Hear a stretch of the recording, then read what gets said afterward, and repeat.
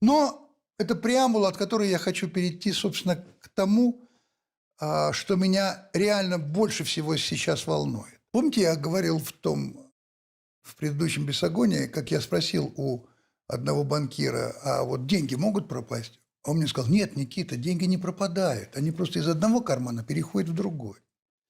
Поэтому если мы знаем и видим, что кому-то очень невыгодно сидеть дома, не работать, сидеть у компьютера, раздражаться, значит, должны быть те, кому это выгодно, кому это удобно,